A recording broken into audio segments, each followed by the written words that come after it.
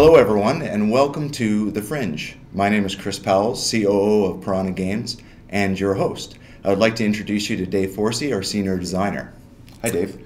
Hey, good day to you and to everybody else. Here at Piranha I am the person that's mostly in charge with, in the Transverse with ship combat, ship design, and space flight.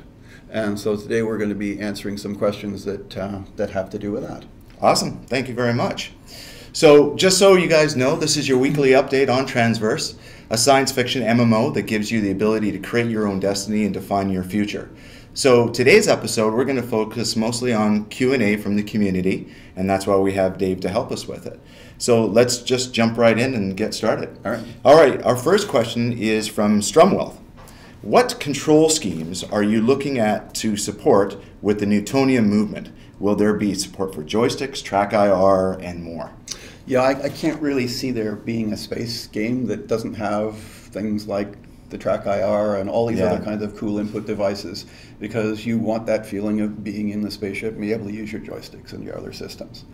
But the difficult part is going to be the flight control.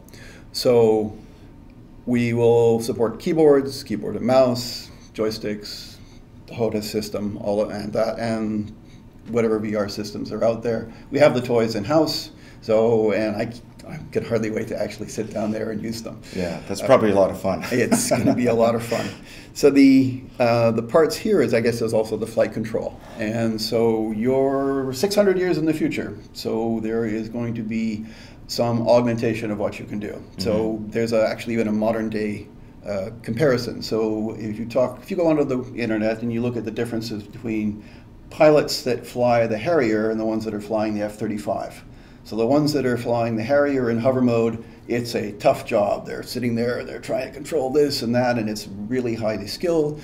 The ones on the F-35 basically say, okay, I want to hover here, and I want to move forward, and I want to move things like that. And that's kind of the approach that we're going to take, is that we want to give you the higher level controls, but still give you that feeling that you are flying something that's basically Newtonian. So, for example, in the video that we had there, and the bits and pieces we've got, on roll, if you press the keyboard, it'll start spinning and accelerating, but as soon as you release the button, then it automatically reverses the thrust and drops out the spin. Mm-hmm. We have found that the flight control is useful to be able to do braking. So if I've hit something and I'm spinning out of control, I can press the right mouse button and it'll automatically dampen all the angular momentum so that you can come out of a death spiral quite easily, instead of having to figure out, well, I have to thrust left here or thrust right, at particular times. Right, yeah. So we want to give those higher order flight control stuff in there, but still give you that sense of control and doing what you want to do, and have the Newtonian physics underneath everything else. Perfect. Awesome. All right, we've got our second question is from Chrono Jam. Will ships fit into specific categories with appropriate bonuses or access to special equipment? For example, could I expect one ship class to have better sensors or be able to equip better sensors when a similar size ship of another class? Absolutely. So the idea is that the effectiveness of a ship will depend on sort of the underlying ship design and the loadout. So, for example, you will have ships that have a place for a big mass driver that you might use to break up asteroids, which would be different than a mass driver that you might have for combat. Mm-hmm. You will have science vessels. So science vessels that will have different mounting points and different capacities in those mounting points that would be better suited for sensors, for mounting bigger sensors. Whereas a combat vessel may not want to have a big exposed sensor that could be shot off by your enemies. So you'll have a basic design, is it long and skinny, is it short and fat, or are there 5 engines or 3 engines, and then it'll have these hard points that are on it where I say I can put a turret here or I can put a sensor system here, and science vessels will have a different configuration and a different set of capacities for all those hard points that will make it more suited for a particular role. But if you want to change the loadout, then you can become more general or more specialized as you want. Excellent. Okay, great. All right, our third question is from Grey Dog. If there are no NPCs, can I operate a multi-ship crew?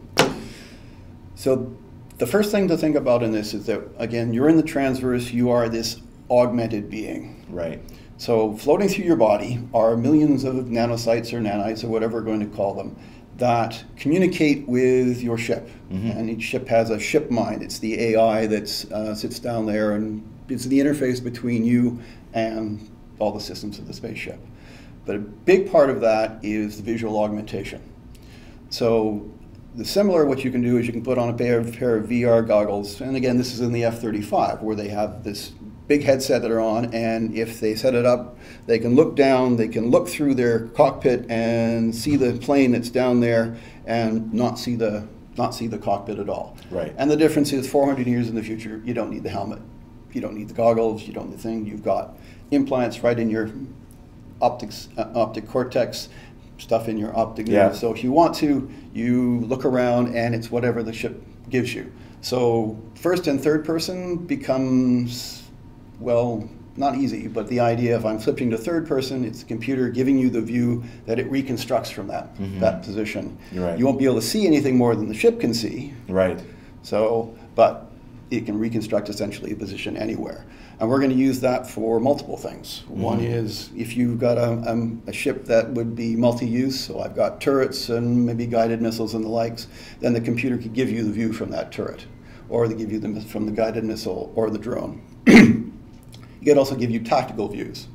So if I'm in combat and I want to get a closer view to this particular, my target, and to do sub-targeting and pick off different pieces, then the computer gives you a construct of that and augments your visual field with that. Well, the player's going to have so much control on seeing all these different views. It's pretty cool. And I mean, the trick is going to be making it so that you have situational awareness. So I'm focused on something else, I can kind of figure out what else is going along with me, and exactly what the balance is going to be between things like auto-targeting and what are you doing when you're piloting. So we have lots of things to explore and look at. Right. Okay, great.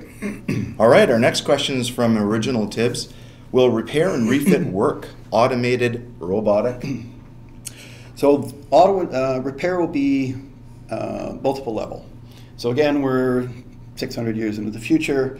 So things that we're just starting out now, which is self-repairing materials, will be taken several levels ahead. Right. Yeah. So at the lowest level, you'll have materials that repair themselves. Stress cracks and other kinds of stuff will repair themselves. And then a whole level of repair robots that would be on the small level and the medium size level and bigger ones. So the small ones can go in there and put out fires and the like and do that kind of repair system. So whenever I buy something, it will come with its own little set of very specialized mechs. You won't see any of this, we're not going to simulate it, but the whole kind of game mechanic behind it is that there's a certain level of damage that will self-repair. But if you get an engine blown off or a big gun blown off, then you're going to have to go back to the outpost and get it fixed and get a replacement. Yeah, fair enough. And the next question is from Original Tibbs. How do you foresee the mechanics of asteroid mining, refining, and manufacturing? Dave, I think there's like two questions here. It's not only about manufacturing and refining, but it's also about getting to these locations, isn't it? Well, in most these kinds of games, the asteroids pop up randomly. You fly around in space, and space is big and empty, and then an asteroid kind of pops up, and then you do your mining. In our game, we're going to look at it a bit more like reality is. So if we're sitting in the solar system now, we can see pretty well everything with telescopes. The difference is that it takes months to get out there. So if we saw a likely looking asteroid out in the asteroid belt, it would take years to get stuff out there and then years to get the things back. This is why in science fiction there's usually a faster than light travel so that you get rid of all the boring bits. So we wanted to do that, but then keep the interest, because if I can just take my ship, point it in a direction, point it at an asteroid, and in a couple of seconds I can get there, then there's not much to that. Exploration is, well, here's an asteroid XYZ, and it goes on. It's only about the destination then, right? And it's only on the destination, and everybody could share that, or we randomly pop things up, and it's just like wandering around until something randomly happens. So we thought we're going to exploit the notion that these things are big, but we wanted to make getting there more interesting. So we introduced the concept of dark space. So dark space you can think of as a different dimension that you go into. So I want to get from point A to point B, So I slip into dark space. But dark space isn't uniform. You want to think of it as a labyrinth. There are parts in it that are easy to go through, like a channel that you go through. There are other parts that are stormy and dangerous. So if I want to get to that asteroid over there, I may not actually be able to get to it. So if I was in real space, I could sit there and spend months to going to it, but instead what I want to do is go find an asteroid that I can get to quickly at dark space. Okay. So I find a path through the labyrinth. I use, if I'm a science vessel, I'll have better sensors and make it easier to find my way through, or better shields that help me to get further into these dark clouds of dark matter that are there. And I'll explore in dark space, try and find likely looking places that I can get to, and then go into normal space and then actually find the asteroid that's worthwhile mining. Now I'll have a map to that, and I can sell to somebody else that has the refining or the actual mining stuff, and then they can go do the processing of that. But you know what's interesting about that is that it changes some decision making, because if you're finding an asteroid that might be even more rich in resources in one place, but you can't get to it, you might actually have to choose something different. You'll have to choose something, or maybe something less. Or you'll tag it and go, well, it's drifting this direction. Maybe I'll wait until it becomes accessible. And it becomes out into a place in dark space that I can actually find. Interesting. And then in dark space, there's storms and other places, so things that were accessible before have now been cut off. And places that were cut off before now are accessible. What would happen if you really tried to push to get through some of these really tough places when you're not really equipped for it? Well, the first thing is that you'd slow down. So I'm pushing through into the dark part of the cloud, and I'll just get slower and slower and use more and more energy and produce more and more heat. But I imagine there'll be other effects. So you'll get arcing across the hull of the ship, and then eventually it'll build up induced currents inside and sparking. So you could, if you really tried to push through these dense parts of dark space, destroy yourself inside dark space. That'd be, of course, a big cost. So it becomes a dangerous place, and a place where there are hidden treasures. There are nooks and crannies and different folds in the space that you have to explore to try and find something that's interesting that's there. Awesome. So I guess, well, you know, at the end of the day, that's kind of explains the path to get to these places. But I think the original question was, I guess when you get there, how do you foresee the mechanics of actually doing the mining, doing the refining, the manufacturing bits? So dark space, you'll be able to do fairly coarse sensors. Okay. So you sort of go, oh, there's something interesting in there and I can get to it. So you'll drop out of dark space into normal space, and then continue your sensors and find the thing that's of interest to you. And at that point, we don't want it to be just sort of, push a button, a mining laser comes out and stuff happens automatically. The idea is that you would send out sensor drones, do some kind of impact. Right now with asteroids, they'll hit it with a rock and then look at the echoes and look at the plume that comes out of the impact crater. And so some mechanic like that where you can assay it and then also look at it and find structural flaws in it, so that you can then hit it with your mass driver, break it apart, and extract the resources. Extract it once. If you're a more specialty ship, so if I'm not just a mining ship to gather that raw rock, and I have a bigger ship that has manufacturing or refining capabilities, then I might refine the stuff right there before I take it back to the outpost. Oh, okay. So then you sell it more as finished goods then? Yep. Interesting. So it depends on how big a ship. So there'd be cases where I can't actually get to this asteroid in dark space because the ship's too big to get through that part of dark space. So the smaller one has to come through, do the take the raw rock, and then take the raw rock. So now you might have to actually choose your ship to get through. Special cases for special ships. Okay, great. All right, our next question is from Scarth. Will virtual and persistent assets, say a space station, be persistent 24/7? So we're expecting to have a completely persistent universe. So the real question in this is, if I get to the point where I can buy my own outpost or my own space station, and what happens if I need to log off? I'll need to sleep sometime. Yeah, I guess go to work or do something, pay attention to the rest of the family, something like that. Mm-hmm. And so what happens to my valuable resource when I'm out? So you've got the whole structure of this in the Fringe is that things are based around, to start with, outposts. And the outposts are the parts of corporations that as part of the exodus from Sol, 4 outposts get established in 4 different solar systems. And they're a hub where base manufacturing, starter ships, and other kinds of things are manufactured. But they will also impose some law. So, for example, your spaceship has a ship mind, an AI that goes into it. But that was made by the corporations where you got the ship, and they've put a back door into it. Right. So right now we're even worried about like numerical milling machines having backdoors into it that the government, some other government can go in and turn off your manufacturing abilities. Well, they have that. And one of the things, the backdoor they have in it is that says, okay, well, if you're coming near the outpost, your guns are off. Oh, I see. So no fighting around this outpost. Sorry, you have a ship mine from us. Right, and that's for players that are logged off, for example. Well, that will be just so that we don't have fights around the outposts and other kinds of things. Oh, I see. But what we want is a bit of player control. So the idea that if you've bought yourself a big space station, is that you would be able to have an extension of that. So the same kind of mechanics that we'll have around areas that we control as the developers, right? Then you will be able to have that and extend it to the stuff that you control. So the idea is that people have their own little empires. They'll be able to do their own policing using the same kind of mechanisms, right, internal mechanisms that we have to control the space around the developer-controlled outposts. Cool. All right. Well, and the real answer to that question is that they're all persistent. Yes.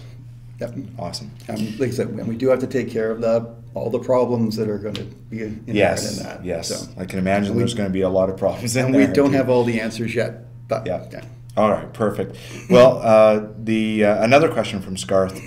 If you log out or disconnect out of open space, how it will be handled? Oh, I think we actually already answered that in some cases. Yes, we have. But the real question is the difference between whether you're in combat or not. And pretty well every game, if you get disconnected when you're in combat, you're kind of out of luck. Right. And if somebody has any game where they have a different method, I'd love to hear about it.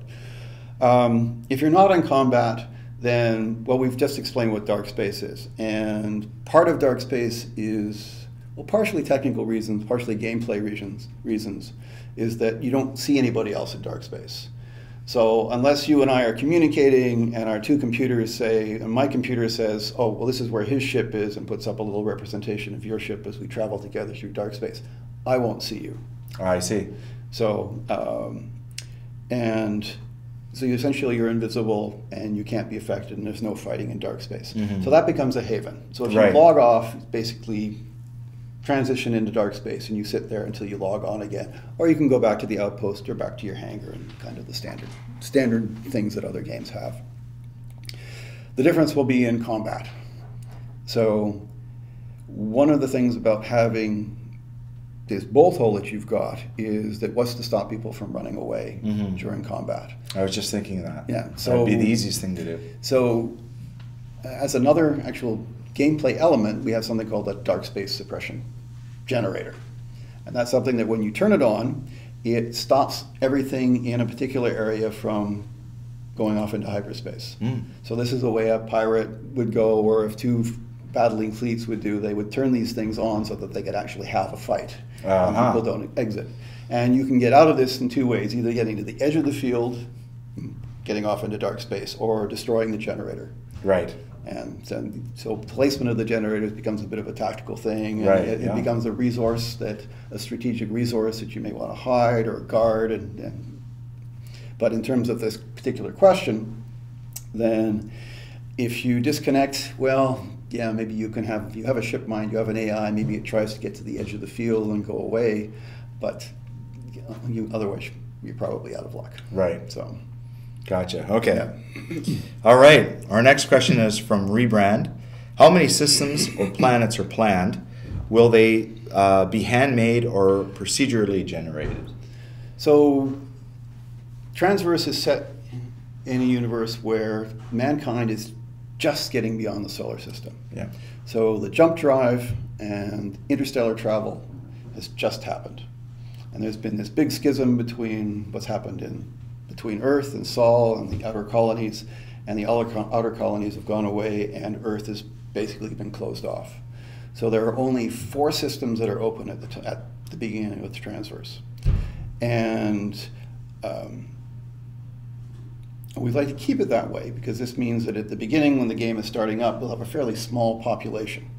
But as more and more players join it, then we can sit down and open other solar systems for people to explore and to people to look through. Mm-hmm. So in some sense, it will be handcrafted in terms of we'll decide where the jump points are and what systems we go. We'll also handcraft to some extent what dark space is and how that works. Right. But there'll be a large procedural part of that, which is here's an asteroid field and this is where it goes, and this may be large procedural parts in terms of what dark space actually looks like in particular areas. So it'll be a bit of a mixture. Okay. Awesome. So ArtSite's got another question. Can you describe a small combat story to show how space combat is played out in the game? So the basic idea behind the combat is to try and bring it in to be a little bit more up close and personal. Now that's a difficult thing because even in this day and age with modern aircraft and combat, the dogfight is essentially obsolete. So a big AWACS sits off high in the atmosphere and uses its radar to spot things that are well over the horizon, and guided missiles are used to engage enemies out of sight, well before any kind of visual contact is made. If a plane gets into a dogfight, it's already a mistake. You have a multi-billion-dollar aircraft and a multi-million-dollar trained pilot, which are now in danger, and that's not good. That's just a bad thing right from the get-go.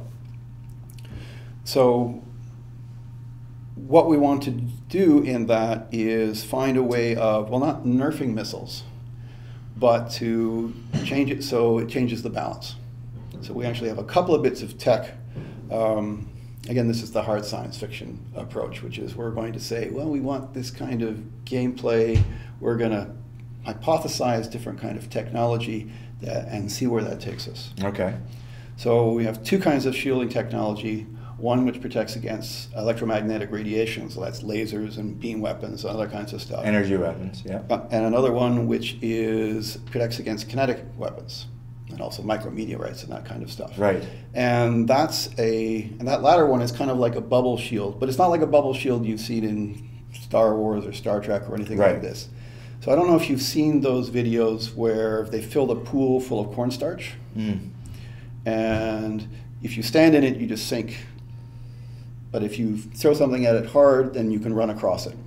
Right. And that's called a non-Newtonian fluid, or a shear-induced fluid. So if anything hits it and moves slowly, it can just move through it like water. And if it goes fast, then it jams up. Right. Got a lot of resistance. So we have, around each ship is this cloud of these particles which normally don't interact with the universe. And we currently call them dark matter. And you'll have shield emitters on there which changes its nature. And if anything hits it fast, it embeds into it, all the particles jam up and stops the object that's coming at you. So now missiles are a lot less effective because they can't get at you. I see. So unless they go slowly. Unless they go slowly, but then if they're slow, then they're easier to hit. That's right, yes. So if they have to pull up beside you and then slowly come through, then there's a lot of time for your point defense weapons to take them out. Yeah, for sure. So that's actually one of the principles. You don't have anything that's an advantage without a matching disadvantage in that. Yeah. So, so the idea in that is that you're going to have to carve missiles now no longer as useful as something that you can fire and forget and they'll take out your spaceship. Is something where I'm going to use other weapons to bring the shields, the kinetic shields, down to a point where, okay, his shields are out, now I can fire a missile to take them out and forget about it. So they become finishers rather than a mainstay that happens in everything else. Gotcha. So, and we also have then the hull shields, which are the plates that cover the rest of the ship, which are almost 100% effective against energy weapons. So they're like a mirror shield. But the trick is that your engines and your shield emitters and your guns all have to stick out of that shield, and then they become exposed to other kinds of fire. Oh, I see. But because they're so good, and because you're all moving at a fast speed, that means that everything has to be tighter and a little closer, so that combat isn't happening at tens of kilometers away, you've got to get close enough so that you can actually lock on and take out these relatively small targets. Okay. That's the idea. Anyway. That's a skill. That's the skill part of that. That's the skill part, would be maneuvering so that you can get this. And teamwork as well. So if I've got parts where I can shoot up the exhaust port of this one particular ship, and since you're in 3 space, you can always be facing it and keeping your vulnerable part away from it. Right. Then teamwork comes into effect. So while he's occupied looking at this way, somebody else can come in from behind for the kill. Awesome. Sounds fun. So that's the idea anyways. All right. We have our last question. And it's from, I'm going to try to say this properly, Ocrist. Orcrist. I think this is like Orcrist from Orcs. It's okay, yeah, there you go. It's supposed to kill off the proof against all orcs. So. All right, last question says, can we see some concept art or have a conversation with your art lead about his design process? I guess I could probably answer this one. The reality is we're going to have all sorts of different people and different guests on on the Fringe, from our art directors to well, you met Brian last week, you met Dave this week, so we're going to have a lot of different people on as guests. So hopefully we'll be able to get a chance to see everybody, and you'll get all the information from that perspective. So yes, we'll have that very shortly for you. Well, I think that's all the questions for this week. So thank you very much, Dave. I really appreciate it. No problem. And we'll see, and we'll get more details on the forums. So if you get onto the forums and go to the dev corner, we'll cover a lot of the stuff about the ships, ship systems, and shields in more detail there. Yeah. So good idea, and thank you very much, everyone, for listening. As Dave says, go to the website, www.transversegame.com, to get a lot more information. And thanks again, and we'll see you next week on The Fringe.